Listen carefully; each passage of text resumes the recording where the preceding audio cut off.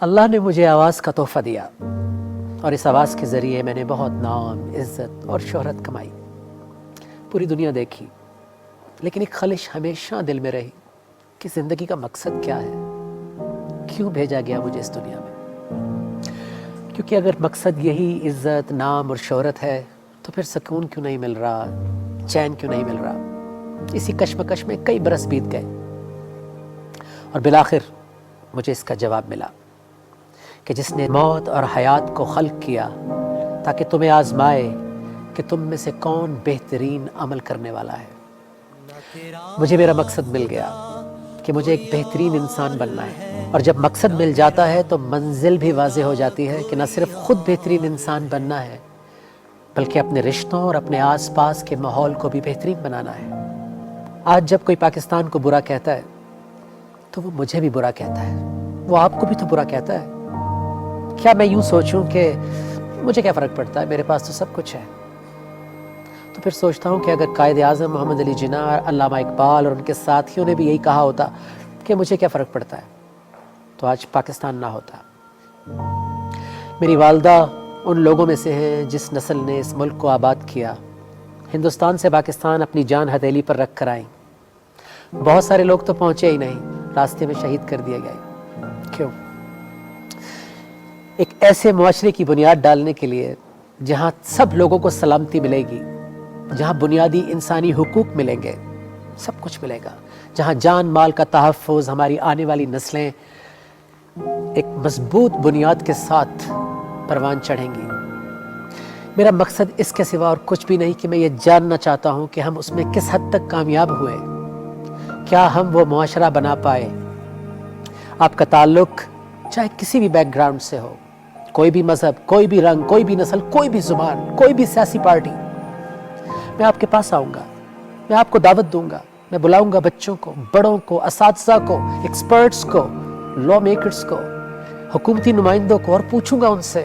میں جاننا چاہتا ہوں، میرے پاس بہت سے سوال ہیں، میں یہ کھوج لگانا چاہتا ہوں کہ کیسے بنے گا یہ معاشرہ، وہ معاشرہ، کیسے بنے گی یہ ریاست مدینہ۔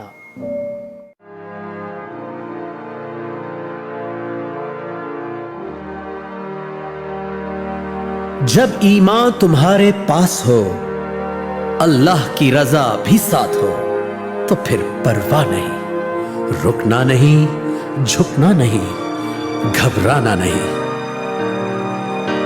آندھی آئے یا طوفان، مشکل میں ہو جو اپنی جان، آندھی آئے یا طوفان، مشکل میں ہو جو اپنی جان، میں تم کو تھام لوں، تم مجھ کو تھام لو، تو پھر پرواہ نہیں، رکنا نہیں، جھکنا نہیں، گھبرانا نہیں۔ پرچمِ ستاروں ہلا،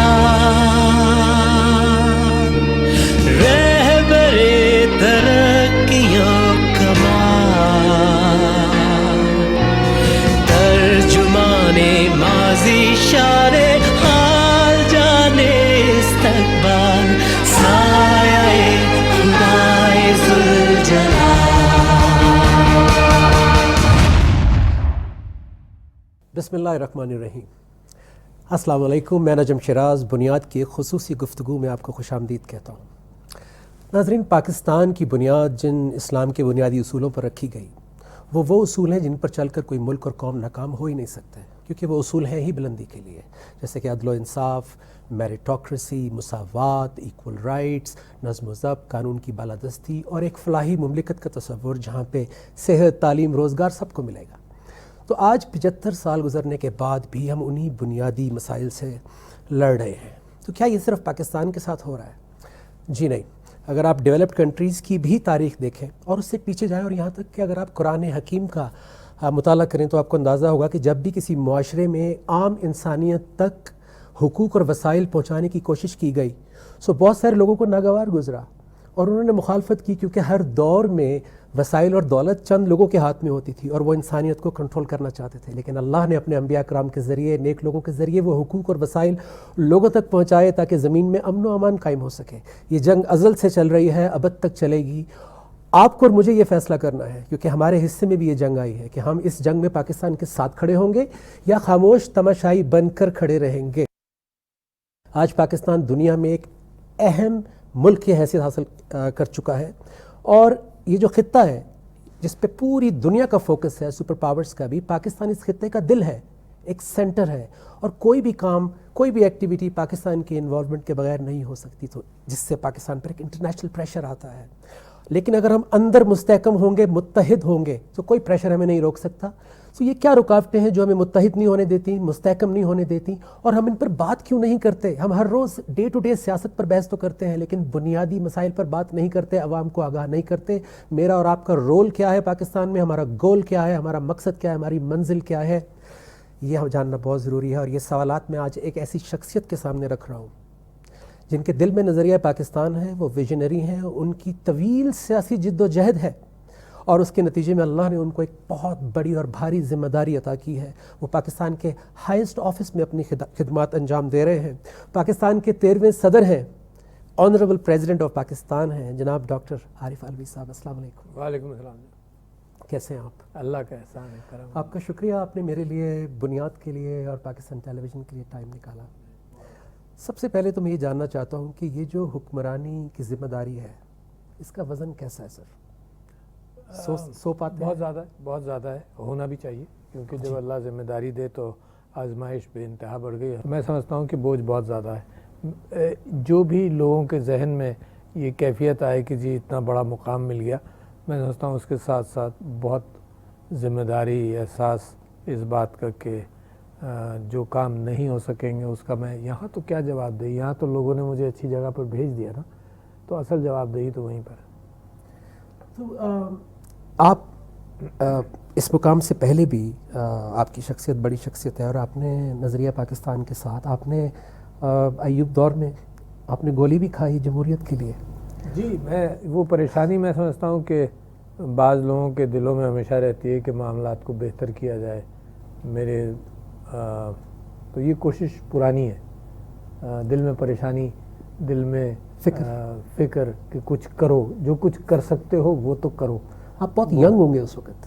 ہاں، آئی واز ان کالج، مگر جب بھی وہ کیفیت تھی کہ وہ میں نے بھی اپنے کالج میں ہی کرپشن تھا، اس کے خلاف آواز اٹھائی، ہڑتال کی، تو اس کے نتیجے میں بھی تھوڑی بہت آزمائش ہوئی، جو میں بیسٹ گریجویٹ تو بن گیا کالج کا، مگر یہ کہ مجھے بہت ساری چیزوں سے ڈپرائیو بھی کیا گیا۔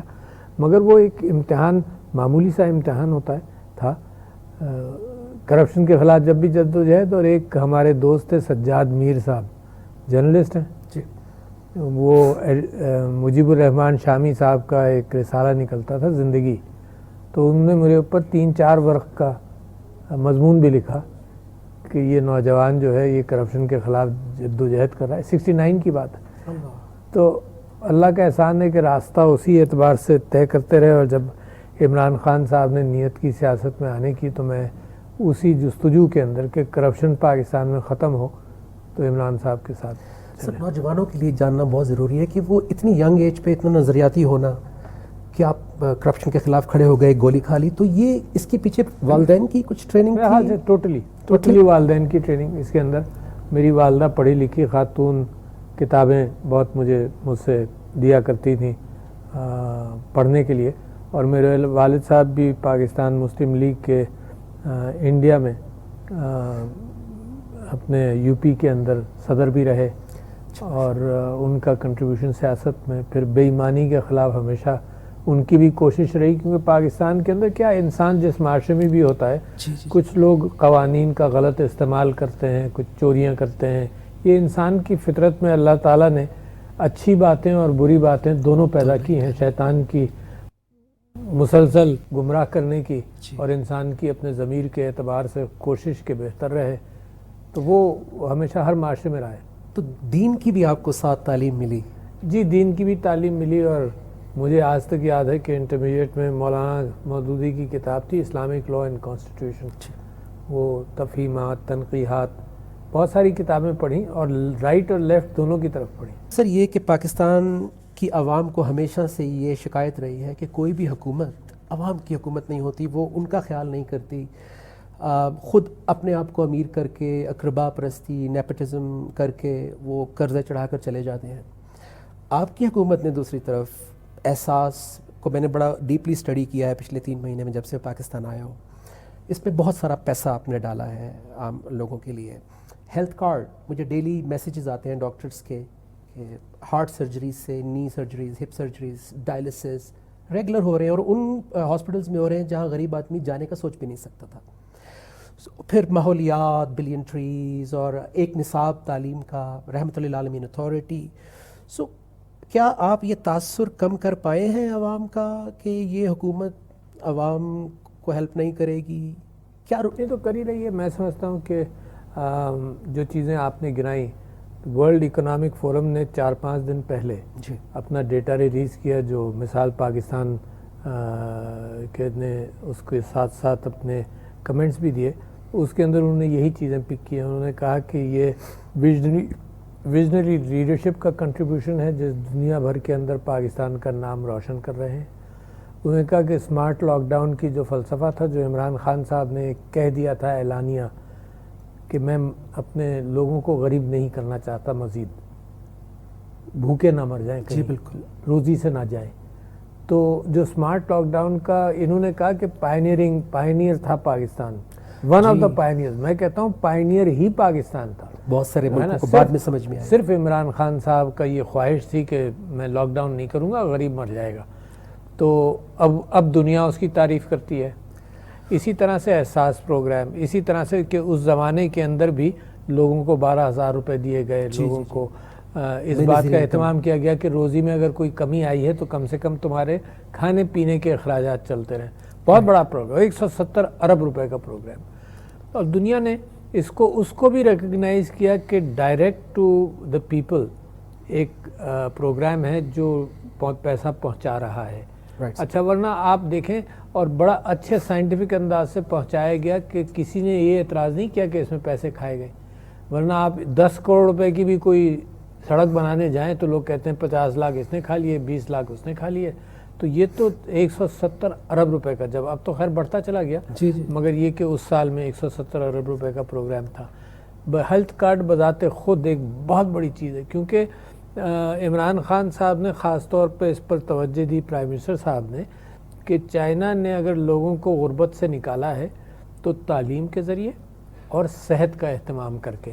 کیونکہ ہوتا یہ ہے کہ ایک گھر کے اندر اگر کوئی غریب کے ہاں بیماری ہو جائے تو وہ اور بیٹھ جاتا ہے. مڈل کلاس والا آدمی غریب ہو جاتا ہے بیماریوں کی دیکھ بھال کرتے کرتے. تو وہ بھی ہے. انوائرمنٹ کے اعتبار سے دنیا کو لیڈرشپ، ورلڈ اکنامک فورم نے یہ کہا کہ ریجن میں تو سب سے پرومنٹ، بس دنیا کو بتایا کہ پیڑ لگائے. اور جب یہ ووٹ کا معاملہ نہیں تھا، بلکہ یہ تو کے پی کی حکومت میں 1 بلین ٹری سونامی کا سلسلہ شروع کیا. ماحولیات کے اعتبار سے فکر، مائنورٹیز کے اعتبار سے فکر. پھر قائد اعظم نے کہا تھا کہ ملک کے مسائل کے اندر کرپشن ہوگا اور جابری. انہوں نے ایک خاص لفظ استعمال کیا کہ بیویئر، کہ جابری یعنی نوکری دلوانا، نیپوٹزم، ان چیزوں سے تم دور رہنے کی کوشش کرو. تو یہ کوشش سلسلہ جاری ہے. ریاست مدینہ کا جو میسج بذات خود ہے وہ یہی ہے کہ انصاف، عام آدمی تک انصاف پہنچے. تو حضرت ابوبکر، حضرت عمر، وہ بھی ان کے بھی اقوال یہی تھے کہ غریب کے معاملے کے اندر امیروں کے ساتھ سختی میں نے کرنی ہے اور غریبوں کے ساتھ ہمدردی کرنی ہے. میں ان کا وہ کہتے تھے میرا تو ہونے کا مقصد ہی یہی ہے. تو سر پھر یہ باہر تو ہم بہت سٹرونگ ہیں، ہمارا دفاع الحمدللہ بہت اچھا ہے، لیکن اندر ہم کبھی کبھی معذرت کے ساتھ سر کیوں بے بس اور کمزور نظر آتے ہیں؟ یعنی کوئی کچھ بھی کر کے سر وکٹری کا نشان بناتے ہوئے باہر آ جاتا ہے.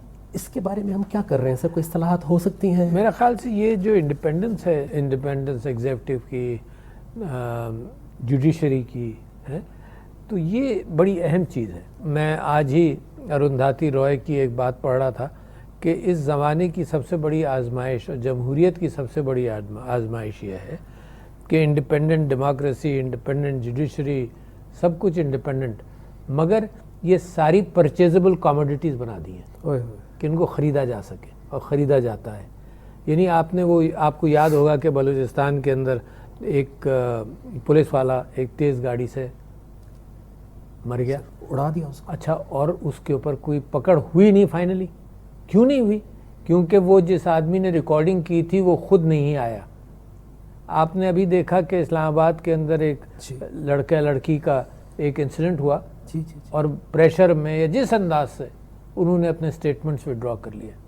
کتنی پریشانی کی بات ہے کہ لوگ اس مال و دولت کو اس طرح سے استعمال کریں کہ اسٹیٹ کے آنکھوں میں دھول جھونکیں اور وائلیٹ کریں۔ تو میں تو سمجھتا ہوں کہ اسٹیٹ کو ایسے موقعوں پر خود مدعی بن کر، خود ہوتی بھی ہے اسٹیٹ، پروزیکیوشن تو اسٹیٹ کا ہی ہوتا ہے نا کرمنل ایکٹیویٹیز میں۔ ہر ایک کے ذہن کے اندر یہ کہانیاں ہیں کہ کہاں فیل ہوا، انصاف فیل ہوا، کہاں ایکیومولیٹ ہو رہا ہے سر، اور اس سے ڈسپوائنٹمنٹ، مایوسی، فرسٹریشن بڑھتی ہے۔ جی سر۔ تو لہٰذا میں سمجھتا ہوں کہ ابھی جب لوگوں کا اوپینین لیا گیا کہ تم کیا سمجھتے ہو کہ اداروں کے اندر کرپشن کیا ہے، تو لوگوں کی پرسیپشن ہے، سب نے کہا کہ پولیس سب سے زیادہ، اور پھر جوڈیشری کو نمبر 2 پر کہا۔ تو میں سمجھتا ہوں بڑی ذمہ داری آ رہی ہے جوڈیشری پر، ہونی چاہیے۔ دنیا کی رینکنگز کے اندر پاکستان کی جوڈیشری جو ہے 160 سولوشن کیا ہے؟ اچھا، سلوشن آپ یہ دیکھیے کہ قانون برٹش لا بہترین چینج کر دیں۔ نہیں، قانون اچھا ہے۔ قانون کے اندر اس حکومت نے بڑی اچھی اور چینجز ابھی سجیسٹ کی ہیں، جس کے اوپر فوراً یہاں تو سیاسی بحث ہو جاتی ہے نا، تم اچھا کام بھی کر رہے ہو تو ہم اس کی مخالفت کریں گے۔ تو کرمنل پروسیجر کوڈ کے اندر بڑا ضخیم تبدیلی لانے کی نیت ہے، اور صرف اس وجہ سے کہ جوڈیشری کا نظام، یعنی مثال کے طور پر ویڈیو ایویڈنس آپ نے وہ دیکھا نا، اب تو کیمراز ایویڈنس لیتے ہیں، اور وہ بلوچستان والا کیس جو ہے وہ اس وجہ سے ڈسمس ہوا ہے کہ وہ جو کیمرہ مین تھا وہ خود گواہی دینے نہیں آیا۔ تو یہ جو اتنے سارے کیمراز ہیں وہ کہاں سے گواہی لیتے ہیں؟ پھر ان کیمراز کی گواہی کے اعتبار سے بھی پاکستان کے قانون کے اندر گنجائش نہیں تھی کوئی۔ اس بات میرے اوپر مقدمہ چل رہا ہے دھرنے کے دوران کا کہ میں نے لوگوں کو ہتھیار سپلائی کیا، 2015 یا 16 کا مقدمہ ہے۔ میں جا بھی چکا ہوں، پیش بھی ہو چکا ہوں، بیل بھی لے چکا ہوں 1 لاکھ روپے میں، اور میں نے رائٹ آف بھی کر دیا کہ جی میں اس میں پروٹیکشن نہیں چاہتا، امیونٹی نہیں چاہتا، مقدمے کا فیصلہ تو ہو۔ تو میں تو میرے ساتھ ہے نا، یہ میری چھوٹی چھوٹی 1-2 پراپرٹیز تھیں، ان پر قبضہ ہو گیا، میں کبھی آج تک خالی نہیں کرا سکا۔ تو یہ تو وہ ہے جو جس کا کچھ اثر رسوخ مڈل کلاس کا آدمی کچھ اثر رسوخ ہوگا، جو غریب آدمی ہو تو پریشان ہے نا۔ تو یہ اچھا، تو مقابلہ کس کا ہے؟ مقابلہ یہ ایک ہاتھ نہیں ہے ایگزیکٹو کا، اس حکومت کی کوششوں کے اندر پورا مافیا مقابلے پر ہے۔ ایک سمپل سا حضرت عمر کا قانون کہ یہ چادر آپ نے کہاں سے لی، 2 چادریں کہاں سے آئیں، یہ نیب کا قانون ہے، نیب کا یہی قانون ہے کہ تمہارے پاس ہے کہاں سے آیا۔ اس کے اوپر جناب اتنی توجیحات ہو گئی ہیں، سمپل قانون ہے، بھئی آپ کے پاس ہے نا، یہ چیز آپ کے پاس ہے، آپ بتا دیجئے کہاں سے آئی، اس میں کیا مشکل ہے؟ اور جناب مہینوں مقدمے چل رہے ہیں، مہینوں، لوگ کہتے ہیں کہ کیوں پوچھ رہے بھائی، نیچے سے چلاؤ، تھانے سے چلاؤ اس کو۔ یعنی ایک اور ہی پروٹیکشن لوگوں نے کہا ہے کہ جو بڑا آدمی پھنس جاتا ہے نا، وہ کہتا ہے کہ تم اوپر کیسے دیکھ رہے ہو اس کو تو نیچے سے شروع کرو تاکہ 20 سال لگیں، گواہ مر جائیں یا گواہ غائب ہو جائیں۔ سارے جو جتنے کرپشن کے کیسز ہیں اس میں کاغذات غائب ہوتے ہیں۔ ابھی پچھلے دنوں میں نے نیب کے ایک آدمی کو اس کی پرماننٹ ڈسمسل اور ایف آئی اس کے اوپر پروزیکیوشن کروانے کی کوشش کی، ڈسمسل کیا کہ جی پورا ایک بہت بڑے کرپٹ آدمی کا جو چھاپا پڑا اس کے گھر پر، تو اوریجنل لیز کے فائلز ملے، سارے بہت سارے اربوں کی دولت کے۔ کہتا ہے کہ میری الماری سے چوری ہو گئے، نیب کی کسٹڈی میں چابی تالا اس کے پاس، چوری ہو گئے۔ تو یہ تو ہمیشہ ہوا، وہ ایک پتہ نہیں لاہور ہائی کورٹ کا کیس تھا ایک بہت بڑے سیاستدان کا کہ وہ جی سارے کیسز غائب ہو گئے۔ یہ ایس جی ایس کوٹیکنا کا کیس تھا ہے نا، اس کے اندر جناب سوئٹزرلینڈ سے لے کر بھی ڈاکیومنٹس غائب ہو گئے۔ تو یہ پاکستان کے نظام کے اندر بے انتہا ضروری ہے کہ یہ جو کرمنل پروسیجر کوڈ کو موڈیفائی کیا جائے۔ یہ جو حکومت نے سجیشنز دیے ہیں اس کو میں سمجھتا ہوں غیر سیاسی انداز سے دیکھیں اور انصاف کا نظام پختہ کریں. انصاف تو ملے گی عدالتوں کے ذریعے. سر اس میں زیادہ کون کنٹریبیوٹر ہے؟ سسٹم، سارا سسٹم، مافیا کا کنٹرول اور انٹرنچمنٹ جو ہے نا اس کو نکالنا آپ دیکھیے کتنا مشکل ہے. یعنی اس کو نکالنے کے اندر مجھے تو تعجب یہ ہوتا ہے کہ سارا میڈیا بھی پورا کنٹریبیوٹ کرتا ہے اس بات کو کہ یہ کنفیوژن کریٹ ہو جائے. یار سمپل نیب کا قانون کے آئے کہاں سے تمہارے پاس؟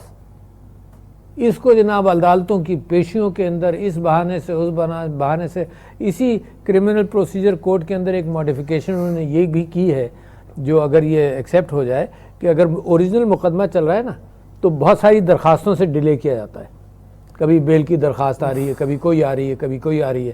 تو اس کے اندر سجیشن یہ ہے کہ جو مین مقدمہ ہے وہ چلے گا. یہ لوپ ہولز یہ الگ الگ درخواستیں الگ جائیں گی، مگر مین مقدمے کی تاریخ نہیں پڑے گی ان درخواستوں کی وجہ سے. اس پہ سر لیجسلیشن بنے گا؟ جی لیجسلیشن ہونا چاہیے، مگر کوشش ہے. دیکھو نا کیسے ہوگا سر؟ کوشش ہے مگر وہ پورا فریم آف مائنڈ بدل لے گا پاکستان کا. بدل رہا ہے، بدلے گا انشاءاللہ. یہ جنگ اکیلی نہیں ہے، یہ جنگ عمران خان کی نہیں ہے، یہ میری نہیں ہے، یہ آپ کی نہیں ہے، پوری قوم کی جنگ ہے.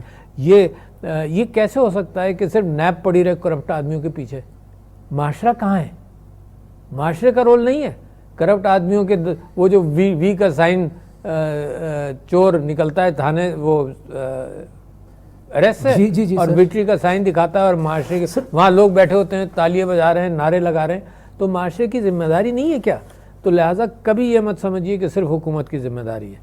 یقیناً حکومت کی ذمہ داری پرائمری ہے مگر پورے معاشرے کی ذمہ داری ہے. اس پہ سر ایک بڑا امپورٹنٹ سوال ہے کہ پاکستان جو کہ عوام کے لیے جاننا بہت ضروری ہے کیونکہ آپ نے عوام کی بات کی ہے سر، کہ پاکستان اس وقت 24/7 ہر روز ایک جنگ لڑ رہا ہے سر. وہ دہشت گردی کی جنگ ہے، عدم برداشت کی جنگ ہے، اسلاموفوبیا کی جنگ ہے، وہ کرپشن کی جنگ ہے، وہ ماحولیات کی جنگ ہے، آبادی کی جنگ ہے، بہت ساری جنگیں ہیں سر.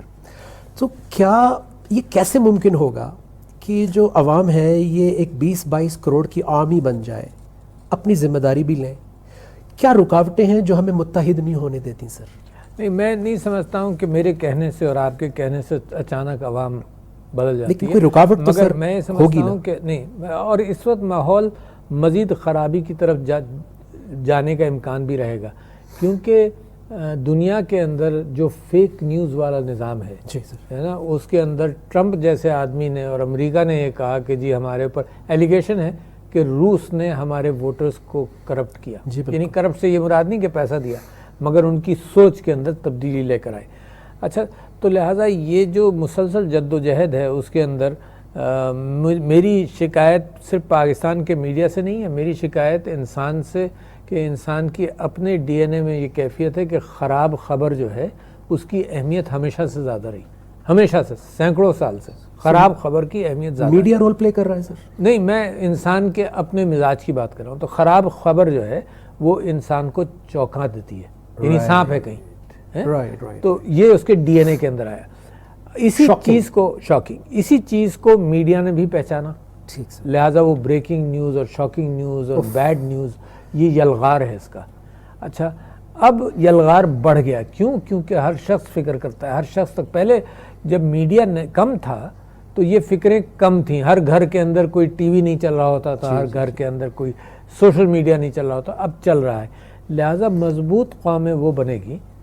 آپ کے ساتھ میری جو گفتگو ہے یہ وہی راستہ ہے کہ مضبوط قومیں وہ بنیں گی جو false news, fake news, alarming news کا مقابلہ کر لیں گی. ورنہ یہ قوموں کو خراب کرنے والی کیفیت ہے. اور میں تو پارلیمنٹ میں تقریر کر چکا ہوں کہ ویپنز آف ماس ڈسٹرکشن ایک خراب جھوٹی خبر امریکہ کے لوگوں کو بیچ دی گئی اور دنیا پر ظلم کر دیا گیا. تو لہٰذا یہ پاکستان کے اندر جو بہتری کی طرف جا رہے ہیں اس کے اندر اگر میڈیا مسلسل اپنی عادت سے مجبور، دنیا کے میڈیا کی طرح کوئی خاص نہیں، یہ کہتا رہے کہ تم تو ہوئی خراب، آج یہ خراب، آج اتنے قتل ہوئے، آج وہ تباہی ہوئی، آج فلانا ہوا، آج دھماکہ ہوا، ٹوٹل فوکس بریکنگ نیوز پر، تو آدمی سوچے گا کب؟ ایسے ہی ہیں ہم، پھر وہ یہ سوچیں گے کہ ہم. تو لہٰذا میں سمجھتا ہوں کہ ایک دوسرا حصہ ہے بریکنگ نیوز کے علاوہ، وہ ٹیلی ویژن والوں سے میں سمجھتا ہوں کہ ان کے ڈرامے، ان کے جو باقی اس کے علاوہ بریکنگ نیوز اور بریکنگ سیاست کے علاوہ ان چیزوں پر بھی اگر توجہ دیں. کبھی کبھی میڈیا یہ سمجھتا ہے کہ صرف میں پاکستان کے میڈیا کو کرٹیسائز کر رہا ہوں، مگر میں ساری دنیا کو کہتا ہوں کہ دس از واٹ از ہیپننگ. مگر اچھی قومیں وہ ہوتی ہیں جو اپنی فکر کر کے ان چیزوں سے ان گڑھوں سے بچ جاتی ہیں. صرف اسلام نے اپنی میڈیا پالیسی بہت پہلے دے دی تھی کہ اے وہ لوگوں جو ایمان لائے ہو، جب کوئی فاسق تمہارے پاس خبر لے کر آئے تو اس کی تحقیق کر لو کہ کہیں تم لوگوں کو اس سے صدمہ نہ پہنچاؤ اور پھر تمہیں شرمندہ ہونا پڑے. اللہ کے رسول صلی اللہ علیہ وسلم نے فرمایا کہ سنی سنائی بات کو آگے مت بڑھاؤ، اینڈ دین پھر کہا کہ زبان اور ہاتھ سے دوسرا محفوظ رہے. تو اس کا مطلب ہے کہ لکھنے سے پہلے، بولنے سے پہلے تولنے کا حکم ہے، سوچنے سمجھنے کا حکم ہے کہ دیکھیں اس سے کیا رزلٹ آئے گا، ہم سامنے والے کو کیا دے رہے ہیں. ہاں بالکل جناب. پھر میں تو اپنا تجربہ آپ کو بتا رہا ہوں کہ ٹیلی ویژن چینل سے جیسے آپ جیسے لوگ آئے انٹرویوز لیتے ہیں تو میں ان سے کہتا ہوں کہ الفاظ کو پکڑ کر میرے معنی مت بدلنا. تو ایک بہت بڑے اینکر ہیں پاکستان کو، کہ نہیں جی یہ تو ہمارا کام ہی یہی ہے. تو اب میں کیا کہہ سکتا ہوں ایسے سب کو نا کہ دیکھو الفاظ کا میرا جو مقصد ہے، آپ کا بھی مقصد یہی ہونا چاہیے کہ وہی کمیونیکیٹ ہو، نہ کہ الفاظ کے اندر، کیونکہ الفاظ کا چناؤ بڑے بڑے لوگوں کا مشکل ہو جاتا ہے. صحیح ہے نا. میرے نبی صلی اللہ علیہ وسلم پرفیکٹ آدمی تھے، ہے نا. ان کے علاوہ سب لوگ الفاظ کا چناؤ، گھروں کے اندر جھگڑے ہو جاتے ہیں. تو الفاظ کے چناؤ کے اندر آدمی اگر مقصدیت اور معنی کو اہمیت دے لے تو بہت سارے مسائل نہیں ہوں. مگر چلو کوشش ہے ہماری کہ ٹیلی ویژن کو بھی یہ کہتے رہیں کہ دیکھو مقصد کو لے چلو، الفاظ کے چناؤ پر مت پھنساؤ. جی سر، وہ ایسا لگتا ہے کہ ایک باکس میں ہم بند ہو گئے ہیں. ایک طرف بریکنگ نیوز ہے اور ایک طرف ڈراماز اور فلمز، وہ بھی وہ نہیں جو پاکستان کے مسائل کی عکاسی کر رہے ہوں. ٹھیک ہے انٹرٹینمنٹ بھی ضروری ہے، لیکن اس کے ساتھ ساتھ جو حالات ہیں اس کے اوپر بھی لوگوں کو آگاہ کرنا. ہاں سر قوم بنائے گا نہیں بن رہے. قوم بنائے گا کون؟ کوئی چینل. میرا سوال یہ ہے کہ قوم کیا صرف عمران خان بنائے گا، یا صرف کوئی لیڈر ہے جو پرائم منسٹر بنائے گا یا پریسیڈنٹ بنائے گا؟ قوم تو گھروں سے بنتی ہے نا. قوم تو مسجدوں سے بنے گی، ہے نا، گھروں سے بنے گی. قوم اسکولوں سے بنے گی. اور اچھی اقدار کا پرچار جو ہے وہی تو فرق ہے ایک اچھی اور بڑی قوم میں اور ایک ایوریج یا ایوریج سے نیچے قوم کے اندر. کہ گھروں کے اندر سے وہ نکلتے ہیں جن کے جو کمپرومائز نہیں کرے چیزوں پر. تو کوشش شروع ہے. یعنی یہ جو ریاست مدینہ کی طرف کا سفر ہے یہ لمبا سفر ہے. اس پر مجھے افسوس یہ ہوتا ہے کہ لوگ تانے دیتے ہیں کہ یہ ریاست مدینہ ہے کیا، تو لوگ تانے دیتے ہیں. یہ محسوس ہونا چاہیے کہ یہ جستجو جو ہے یہ مدینہ کی ریاست نے بھی اپنے لیے کی تھی. یہ مدینہ کی ریاست جب بنی تھی تو یہ جستجو ریاست مدینہ کی میرے نبی صلی اللہ علیہ وسلم نے بھی لوگوں سے کروائی جستجو. It was not made in a day. Not at all, sir. سر یہ میرا تو دل بہت کڑتا ہے یہ سن کے، جب وہ جیسے آپ نے رائٹ ورڈ یوز کیا سر، کہ لوگ اس کو موک کرتے ہیں بجائے کہ اس ریاست کی ایک اینٹ بننے کے، کہ میں اس ریاست کی ایک اینٹ بنوں کیونکہ میرے اوپر بھی وہی ذمہ داری ہے جو عمران خان صاحب پہ ہے. اور یہی سوال جب میں نے مولانا طارق جمیل صاحب سے کیا تو انہوں نے بڑا زبردست جواب دیا کہ اللہ ان کو ان کی نیت کا اجر دے دے گا پرائم منسٹر کو کہ انہوں نے ایفرٹ کی، لیکن ہم سے سوال ہوگا کہ ہم نے اس میں کیا کنٹریبیوشن کی. عوام سے سوال ضرور ہوگا کہ ہم نے اس میں کیا. تو سر یہ جو ریاست مدینہ کا ویژن ہے یہ کوئی نیا نہیں ہے. ہماری بنیاد پاکستان کی فلاحی مملکت ہے سر. سو اس میں سر دو پارٹیز ہیں سر، ایک حکمران ہے اور ایک عوام ہے. عوام کا سر آپ نے کہا کہ نیشن بلڈنگ میں پیرنٹنگ، اساتذہ، اسکول، کالج، مساجد، ان سب کا رول ہے سر. علماء کا رول ہے سر. دوسری طرف گورنمنٹ جو ہے وہ ایک انوائرمنٹ دے سکتی ہے. تو میں جو سوال آپ سے کرنے جا رہا ہوں سر، میں آپ سے یہ کہوں، دیکھیے مذہب کو اگر ایک طرف آپ رکھ دیں، ہر معاشرے کی بنیاد ہے انصاف.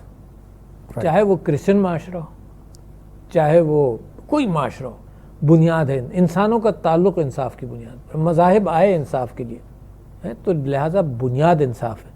تو میں یہ سمجھتا ہوں کہ یہ جو جستجو ہے کردار سازی کی قوم کے اندر، اس کے اندر حکومت کا یہ کام ضرور ہے کہ وہ راستے مہیا کریں. جی سر، ہے نا، کہ جس سے یعنی انصاف کے مس کیریج پر حکومت ایکشن لے اور جوڈیشری ایکشن لے اور انصاف کے امپلیمنٹیشن کو آسان بنائے. جو احساس پروگرام کا آپ نے ذکر کیا، جو صحت کارڈز کا ذکر کیا، ہے نا، ایک تو وہ انصاف ہے جو معاشرے میں عدالتی انصاف ہے، پھر ایک معاشی انصاف ہے، وہ ہے سوشل جسٹس. وہ ہے کہ حکومتیں رئیس کو ٹیکس کر کے نیچے ایون آؤٹ کرتی ہیں کہ نیچے تعلیم اور صحت دی جائے. آپ سمجھے نا، جس نے زندگی میں ترقی کر لی اس کو ٹیکس کیا جاتا ہے. حکومت کے پاس پیسہ کہاں سے آئے گا؟ یہیں سے آئے گا، اس کو ٹیکس کر کے. تو یہ حکومت مسلسل ہر جنریشن میں برابری پیدا کرتی ہے. یعنی چھوٹے سے چھوٹا غریب سے غریب آدمی کی بچے کو تعلیم مل جائے، جی سر. امیر کے بچے کو بھی مل گئی، جاب اپارچونیٹیز میرٹ پر ہوں، تو وہ ایک کیفیت شیک کرنے کی، مکس کرنے کی یہ مسلسل چلتی رہے.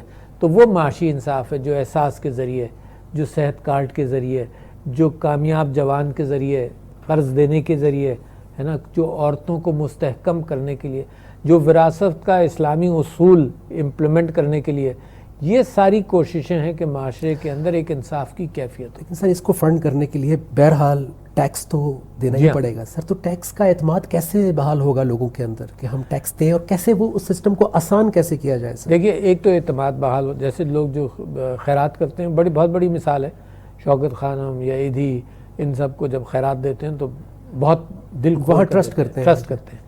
اچھا، تو ایک تو ٹیکسیشن ایک نیچرل کیفیت یہ ہے کہ انسان پیسہ بچاتا ہے، اس سے ہٹ کر بھی بات کر رہا ہوں. دنیا کے اندر ایویژن آف ٹیکسیشن ہے ہر معاشرے کے اندر، بڑے بڑے معاشروں کے اندر. تو قانون کے اندر لوپ ہولز بند کیے جاتے ہیں. پاکستان کے اندر بھی ہم نے لوپ ہولز بند کیے، مگر جب بڑا جو ہے سیاستدان، بڑا بیوروکریٹ، بڑا فوجی افسر، جب یہ سب خود یعنی قوم کے قانون کو ایلیوڈ کر رہے ہوں. آپ نے دیکھا بہت سارے لوگ پکڑے گئے کہ باہر جناب کمپنیز بنائی ہوئی تھیں. جی سر، آف شور ہے نا، آف شور کمپنیز بنائی ہوئی تھیں. کیا تھا؟ ٹیکس چھپانے کا طریقہ تھا. اس میں بھی آج تک ہم پکڑ ہی رہے ہیں. کوئی آدمی کہیں منزل تک پہنچا نہیں پا رہے، تو عوام بھی کہتے ہیں کہ یار تم نے، میں بھی ان میں شامل ہوں، جو یہ محسوس کرتے تھے کہ جی سارا کرپشن جو 90 ڈیز کے اندر سب ختم ہو جائے گا. اب میں سمجھتا ہوں کہ اٹ از اے بگر وار. سارا مافیا جب آپ کے خلاف کھڑا ہو اور بڑا کرپٹ آدمی جو ہے وہ پروٹیکٹ اپنے آپ کو کر رہا ہو، کون سا بڑا پکڑا گیا؟ نہیں بتائے. اچھا، میں جب بھی اب خبر پڑھتا ہوں نا تو مجھے خیال ہوتا ہے کہ یار کسی KMC کے ایک بندے کے گھر پر بہت سارا سونا وونا ملا ہے. آپ کو یاد ہوگا بلوچستان کے ایک بندے کے پاس سے سونے کی اینٹیں اور 50 60 70 کروڑ روپے مل گیا تھا. اب تو لگتا ہے کیا ہوا اس کا؟ چھوٹا ہے ہی نہیں سر، ساری بڑے، کیونکہ کوئی بھی نہیں پکڑا. ہم نے تو 50 60 70 کروڑ دیکھے بھی نہیں. یہاں پہ بڑا کون ہے، چھوٹا کون؟ تو یہ کیا ہوا؟ تو لہٰذا ایک ہوتا ہے قانون، ایک ہوتا ہے یعنی اگر میں کوئی خراب کام نہیں کروں گا زندگی میں تو کس وجہ سے نہیں کروں گا؟ سب سے بڑا اگر مجھے خدا کا خوف ہے ہر معاشرے میں، ہے نا، جو کرسچنز ہے اس معاشرے میں بھی کوئی نہ کوئی، تو سب سے اچھا رکاوٹ تو وہ ہے. سب سے اچھی چوکیداری دل کی اور جیب کی یہ کرے گا خدا خوفی. دوسرا یہ ہے کہ قانون ہو. تیسرا یہ ہے کہ قانون ہو اور پھر لوگ پکڑے جائیں، پکڑے بھی جائیں. پھر یہ ہو کہ جو پکڑے جائیں ان کو سزا بھی ملے، کیونکہ آپ نے دیکھا نا پکڑے بھی گئے لوگ مگر سزا نہیں ملتی. بٹوین گیٹنگ، پہلے تو گیٹنگ کاٹ، پھر پکڑنے کے بعد ان کو سزا بھی ملے. اور پھر چوتھے یہ کہ معاشرہ بھی تو نکو بنائے نا جو کرپٹ آدمی ہے اس کو، تاکہ بچے جو ہے وہ یہ نہیں سیکھیں کہ بڑا آدمی بے ایمان جو کچھ میرے والد صاحب اس کی گاڑی کا دروازہ کھول رہے ہیں، بلکہ بچے یہ سیکھیں کہ یہ معاشرے نے اس کا بائیکاٹ کیا ہے. سر آپ کی، میں یعنی کہ آپ سامنے ہیں، آپ کی اور عمران خان صاحب کی اچھی بات یہ ہے کہ آپ ایکسیپٹ کرتے ہیں چیزوں کو، اور چونکہ آپ نے ایک نارمل لائف گزاری ہے تو میرا خیال ہے شاید یہ بات کبھی کبھی لوگوں کو کمیونیکیٹ نہیں ہو پاتی اور ان کو لگتا ہے کہ شاید آپ کچھ نہیں کر رہے، جبکہ وہ آج سے پہلے جو ہم نے لیڈرشپ دیکھی وہ ان معاملات پہ بات ہی نہیں کرتے تھے، تو وہ معاملہ ڈھکا چھپا ہی رہ جاتا تھا. آپ نے چونکہ اس کو ایڈریس کیا ہے، سو اس لیے مجھے لگتا ہے کہ زیادہ فوکس بھی آتا ہے آپ کے اوپر، لوگوں کی امیدیں، ایکسپیکٹیشن زیادہ ہیں، اور آئی ایم شیور کہ آپ اس کے لیے پوری ایفرٹ بھی کر رہے ہیں، کیونکہ نہ تو آپ کوئی آف شور اکاؤنٹس بنا رہے ہیں، نہ آپ کوئی پیسہ یا کاروبار اس سے فنڈ کر رہے ہیں گورنمنٹ سے، یہ تو سب جانتے ہیں سر. اب مرنا قریب ہے سر. یہ اللہ کے رسول صلی اللہ علیہ وسلم، ہم ریاست مدینہ کی بات کر رہے تھے، تو وہ اصحابہ کرام تو بہت تھوڑے سے تھے، معاشرہ لادین تھا. یہاں پر ہم 20-22 کروڑ ہیں، اکثریت مسلمان ہیں، عدالتیں مسلمان ہیں، اکثریت ادارے مسلمان ہیں، سب مسلمان ہیں زیادہ تر. سو پھر بھی ہم وہ معاشرہ نہیں بنا پا رہے. میرے خیال سے بنے گا انشاءاللہ. میں سمجھتا ہوں نہیں، ایک تو پاکستان کی مضبوطی کے راستے پہ جیسے ہر شخص اپنی جگہ کوشش کرے، مگر جس کے اوپر زیادہ ذمہ داری وہ زیادہ کوشش کرے. میں سمجھتا ہوں کہ میں نے خاص طور پر عورت کی وراثت پر بڑا کام کیا، عورتوں کے پروٹیکشن کے قوانین پر بڑا کام کیا، میں نے کووڈ کے اندر علماء کے ساتھ بڑا تعاون کرایا. میں سمجھتا یہ ہوں اسلامک آئیڈیالوجی کونسل کے ساتھ مل کر میں کوشش یہ کر رہا ہوں کہ جو تربیت کا معاملہ ہے وہ مساجد سے شروع ہو، تعلیم کے حوالے سے. میں آئی ٹی سیکٹر کے اندر میں سمجھتا ہوں لوگوں کو روزی ملے، یہاں بیٹھے بیٹھے نوجوانوں کو باہر کی روزی مل جائے. انسان کی اور پھر ایک ملک کی گاڑی جو ہے اس کے 1,500 پہیے ہیں، پرزے ہیں. ہر پرزہ اپنی جگہ اہمیت رکھتا ہے، ہر پرزے کے اندر کوئی نہ کوئی گریس ڈال کر یا ایفیشنسی بڑھا کر چلانا چاہیے. اور اس کے ساتھ ساتھ خطرات ہیں. خطرات دیکھیں، اسلاموفوبیا کا خطرہ باہر ہے نا. ہندوستان میں جو مسلمانوں کے ساتھ ہو رہا ہے وہ بھی ہمارے دل کو غم ہے. کشمیر میں جو ہو رہا ہے وہ بھی غم ہے. افغانستان کے حالات بہتر ہوں تو پاکستان کے بہتر ہوں گے. تو یہ باہر کے خطرات، ان کو بھی ہمارا حکومت کی ذمہ داری ہے کہ اس کو ہینڈل کرتا رہے. جو بڑا میں فل مارکس دیتا ہوں اس حکومت کو کہ اس کے اندر اس نے بڑا کام کیا. آپ دیکھو ٹروڈو سے بیان آیا ہے نا، ٹویٹ آیا کہ جی اسلاموفوبیا نہیں ہو سکتا. پیوٹن صاحب کا آیا. اتنی لیول پر رسپانس جو ہے وہ آج تک پاکستان نے نہیں دیکھی، مسلمانوں نے نہیں دیکھی. تو مسلمانوں کی کو بھی لیڈرشپ کی ضرورت ہے. اگر انٹرنیشنل میدان میں آپ جائیں تو جو انٹرنیشنلی مسلمان کے لیڈران جو ہیں جو کمپرومائزز کر رہے ہیں اس سے نکل کر دنیا کو ایک موریلٹی والی لیڈرشپ کی ضرورت ہے جو یونائٹڈ نیشنز نے نہیں پرووائڈ کی، جو مغربی دنیا نے نہیں پرووائڈ کی. سر آپ نے بالکل صحیح فرمایا سر. میں قرآن کا اسٹوڈنٹ ہوں اور قرآن سے یہ سیکھا ہے کہ مسلمان کو انسانیت کو لیڈ کرنے کے لیے بھیجا ہے، اور لیڈرشپ انشاءاللہ ایسا لگتا ہے کہ اسی ملک سے دنیا کو ملے گی، اور عمران خان صاحب کی صورت میں نظر بھی آ رہی ہے. کیا ہم اپنی زندگی میں چھوٹا سا، میں چاہتا ہوں کہ آپ اس کے اوپر کوئی اصطلاحات یا اقدامات ہو رہے ہیں تو ضرور لوگوں کو بتائیں. کیا ہم اپنی زندگی میں یا اپنے بچوں کی زندگی میں دیکھ پائیں گے کہ ایک مذہبی ہم آہنگی ہو اور ایک مسجد میں سب مسلمان بھائی نماز پڑھ رہے ہوں جیسے اللہ کے گھر میں ساتھ پڑھتے ہیں؟ جی ایسا ممکن ہے سر؟ نہیں، میں سمجھتا ہوں کہ 2-3 کام ہو. دیکھو 22 کروڑ لوگوں کی اچانک تربیت تو نہیں ہوگی، جی سر، ہے نا، مگر بڑے میسیجز پاکستان میں اب گئے ہیں. ایک یہ کہ عمران خان صاحب کی حکومت کے اندر یہ بات طے ہو گئی کہ مائنورٹیز کو ہم پروٹیکٹ کریں گے، ہے نا. فوراً ایکشن لیا جاتا ہے. انڈیا میں مودی صاحب کے بیان نہیں آتے جو مسلمانوں پر، یہی مسیحی بھائیوں کے اوپر جو ظلم ہوتا ہے وہاں، تو ان کی آواز نہیں. یہاں فوراً ایکشن لیتے ہیں.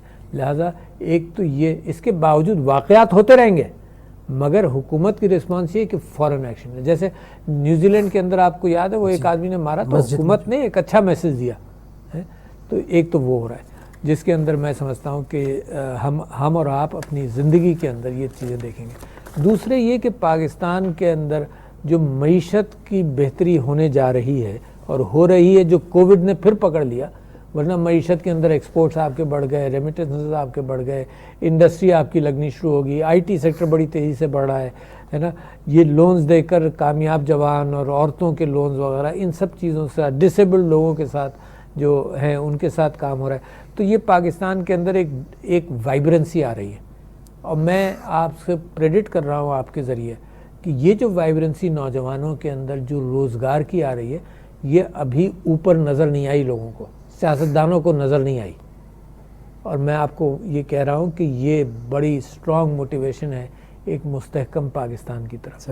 تو میں اور آپ یہ تبدیلی دیکھیں گے. پھر آپ نے یہ کہا کہ جی یہ جو محبت کے ساتھ معاشرہ رہے گا تو اس کے اندر آپ آہستہ آہستہ وہ جو پولرائزیشن تھا پاکستان کے اندر وہ بھی اب بہتری کی طرف آ رہا ہے. پولرائزیشن کم ہو رہی ہے مگر اس پر مسلسل چوکنا رہنا پڑے گا کیونکہ جو باہر والے عناصر ہیں وہ ہمارے ڈفرینسز کو ایکسپلائٹ کرتے ہیں. اگر گھر میں لڑائی ہو نا تو پڑوس سے بھی پتھر آئے گا تو گھر والے آپس میں لڑ جائیں گے. سر آپ کا تعلق کراچی سے ہے اور ایسا نہیں ہو سکتا کہ آپ سے کراچی کے اوپر سوال نہ کیا جائے. آپ نے وہاں سے پروونشل اسمبلی کے الیکشنز لڑے، پھر نیشنل اسمبلی آپ نے جیتے. تو سر میں بھی کراچی میں رہتا ہوں، تو یہ احساس مجھے ہمیشہ رہا کراچی میں، جتنا عرصہ بھی میں رہا ہوں، آپ تو بہت پہلے سے رہ رہے تھے وہاں پہ، کہ جیسے اس شہر کا کوئی ولی وارث نہیں ہے. حالانکہ بہت ساری حکومتیں، کسی ایک حکومت کی بات نہیں کر رہا میں سر، لیکن یہ کیوں احساس رہا کہ وہ بیسکس جو تھے، پانی، لا اینڈ آرڈر، بجلی، روڈز، جابز، میرٹ، سب سے زیادہ پیسہ بنانے والا وہ ڈیولپمنٹ نظر نہیں آئی جو آپ کو دنیا کے بڑے شہروں کے اندر، ملکوں کے اندر نظر آتی ہے. کیا ہوا ہے سر کراچی؟ اس کی بنیاد صرف کراچی کیا ہے سر؟ کراچی صرف کراچی کی سٹوری نہیں ہے، जितनी बड़ी तिजोरी उतना बड़ा डाका, जितनी बड़ी तिजोरी उतना बड़ा डाका पाकिस्तान के अंदर लगा है। अच्छा, लिहाजा सबसे बड़ी तिजोरी कराची से ना, सबसे बड़ा डाका कराची पर लगा। बाकी अगर 70% वहाँ से टैक्स आता था तो 70% डाका वहाँ पड़ा, 30% यहाँ आता था तो 30% पर डाका यहाँ पड़ा। सबसे बड़ा डाका ज़मीन पर है, ज़मीनों की चोरी, जायदादों की चोरी। यानी जब तक इंसान मिट्टी में नहीं मिल जाता उसको ज़मीन की लालच है, उसको सुकून जब ही मिलता है जब वो मिट्टी के अंदर मिल जाता है। जब तक मिट्टी के अंदर नहीं मिलता तो आप ये देखिए कि जायदाद जमा करना, प्रॉपर्टी ख़रीदना, इंटरनेशनली पैसा बाहर ले जाना, वहाँ जायदादें ख़रीदना। तो पाकिस्तान के साथ भी इतना ही बड़ा डाका पड़ा, मगर कराची के साथ क्यों बड़ा पड़ा? क्योंकि कराची रिसोर्सेज के एतबार से बहुत बड़ा क्वांटम ऑफ टैक्सेशन कराची से आता है, सबसे बड़ा डाका वहाँ पड़ा। ज़मीनों का डाका कराची में ही सबसे बड़ा पड़ा चोरी के एतबार से। यानी आपको ताज्जुब होगा कि जनाब वो क्रीक क्लब है एक डिफेंस में कराची में, उसके साथ वो क्रीक है, उसके पानी के नीचे की ज़मीन एक मिनिस्टर ने अपने नाम कराई कि माइनिंग करेंगे, और अपनी मिनिस्ट्री के दौरान उसने अपने बीवी को दी और उसको रेजिडेंशियल प्रॉपर्टी डिक्लेयर कर दे, पानी के अंदर की ज़मीन। और ज़मीन की इतनी भूख है कि कोर्ट के अंदर जो गए हुए इदारे ना, वो ये नहीं कहने गए कि ये पानी के अंदर की ज़मीन कैसे ये कमर्शलाइज हो गई, बल्कि वो कह रहे हैं कि जी ये पोर्ट कासिम कराची पोर्ट कहता है ये मेरी है, सिंध गवर्नमेंट कहती है मेरी है, डिफेंस वाले कहते हैं मेरी है, और फेडरल गवर्नमेंट कहती है मेरी। कोई ये नहीं कहता कि यार ये कैसे किया तुमने, ये 1990 के वाक़यात हैं।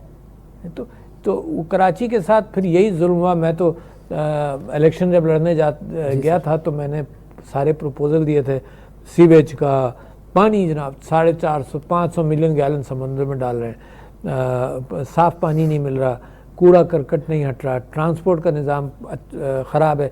अलबत्ता ये ग्रीन लाइन जो है, इसमें अब मैं कराची जाऊंगा तो ज़रूर इस पर ट्रैवल करूंगा। बड़ी अच्छी, मैं यहाँ पर मेट्रो में ट्रैवल तो कर चुका हूँ, बड़ी अच्छी। करप्शन तो हर जगह हुई, लेकिन फिर लाहौर जाएँ तो एक आउटलुक एक अच्छी नज़र आती है। माइट बी रॉन्ग, बट लगता है कि कुछ बेसिक्स रोड्स ये वो थोड़ा सा एक निज़ाम नज़र आता है सर, बट वो कुछ वहाँ पे जो लॉलेसनेस नज़र आई। चलिए करप्शन तो हर जगह होती सर, लेकिन एक लॉलेसनेस तो ख़त्म होती है। हाँ, और लॉलेसनेस तो हमने कराची वालों ने एक बेसिक तो इधर उधर वोट देकर भी लॉलेसनेस अपनी भी क्रिएट की थी। मैं तो भुगत चुका हूँ ना, मेरे घर पर तो फायरिंग हो चुकी है, मैं तो बहुत बड़ी धमकियों से गुजर चुका हूँ, बड़े सख्त ज़माने से गुजर चुका हूँ। तो कराची ने अपने वोट्स पर अपने ऊपर इम्पोज की थी लॉलेसनेस। मगर ये कि अल्लाह का फजल है कि बड़ी जल्दी कराची को एहसास हो गया, उससे निकल आए। जल्दी तो नहीं हुआ, वो माफिया जो था वो भी गहरा था। मेरे जो कुरान के टीचर हैं बाबर चौधरी साहब, उन्होंने एक दफ़ा कहा कि जो तुम्हें ट्रैफिक में रास्ता नहीं दे रहा वो ज़िंदगी में कब दे रहा होगा। तो क्या एक कौम की अखलाकियात की अक्कासी करती है ट्रैफिक, और हमारी ट्रैफिक का क्या हल है सर? ये ठीक नहीं हो सकता? ये ट्रैफिक बड़ा एलिटिस्ट सी कैफियत है, क्योंकि ये गाड़ी वालों का ट्रैफिक का मामला है। गरीब आदमी को तो ट्रांसपोर्ट नहीं मिल रही सर, है ना। आप ये देखिए कि 70-80% ऑफ कराची जो है वो बसों का मोहताज है, बसों, रिक्शों, टैक्सियों का। अच्छा, जो 20% गाड़ियों वाले हैं वो सारी सड़कों के मालिक हैं। अच्छा, ये बड़ा कंट्रडिक्शन है यही, सड़कों की मिल्कियत जो है वो गाड़ी वालों के पास है, और 80% ट्रैवलर जो है वो बग़ैर गाड़ी वाला है। तो लिहाजा प्रायोरिटी जो है वो पब्लिक ट्रांसपोर्ट की। ट्रैफिक यकीनन ख़राब होगा, ट्रैफिक अक्कासी करता है मुल्क के अंदर जो कानून की पासदारी नहीं करें वो अक्कासी करता है। मगर मैं आपसे यही कह रहा हूँ, ये जो कैपिटलिज्म, बड़े बेज़मीर कैपिटलिज्म है जो पाकिस्तान के अंदर हम उल्टा कर रहे हैं। यानी प्राइम मिनिस्टर साहब ने अपील की, जो कंपनियों ने पैसे बनाए कि तुम तनख्वाहें बढ़ाओ, है ना। तो ये जो ज़मीर वाला कैपिटलिज्म लाने की कोशिश कर रहे हैं कि सरमायाकारी भी करो, मेहनत भी करो, मगर नीचे लोगों का भी ख्याल करो। उसी अंदाज से पब्लिक सर्विसेज के अंदर भी यही करना पड़ेगा। ट्रैफिक के अंदर भी जब आप गरीब आदमी की मूवमेंट की 80% लोगों के मूवमेंट की फ़िक्र कर लोगे तो अपने आप ही मामला बेहतर हो जाएंगे। सर, आपने बहुत टाइम दिया और बहुत खूबसूरत जवाबात भी दिए। मीडिया से, आवाम से, नौजवानों से ख़ास तौर पे आपने उनके लिए आर्टिफिशियल इंटेलिजेंस और बहुत सारे इनिशिएटिव भी लिए हैं। कोई भी आप उनसे सर अपील करना चाहें, कुछ उनको एडवाइस करना चाहें तो प्लीज़। हाँ, मैं सबसे बड़ी अपील तो लोगों से करता हूँ, और मैंने असेंबली में भी की, और वो ये है कि जो ख़बर आए उसका वज़न करना हम सीख लें। جو فیک نیوز ہے، جو اللہ تعالیٰ نے گائیڈنس دی ہے کہ اس کا مقابلہ کیسے کیا جائے گا، فیک نیوز کی فکر کریں، کیونکہ 2023 کے الیکشن میں سمجھتا ہوں کہ فیک نیوز کا یلغار ہوگا، لہٰذا اپنے آپ کو مستحکم کریں، اور فیک نیوز کا یلغار جو ہوتا ہے وہ قوم کی تباہی کا باعث بن سکتا ہے، تو لہٰذا آپ یہ سوچ پیدا کریں کہ ہر خبر پاکستان کے اندر خرابی سے ہٹا کر اچھی خبروں پر بھی غور کریں اور اپنے آپ کو گمراہ نہیں ہونے دیں۔ Sir thank you very much. Pakistan زندہ باد. ترجمان ماضی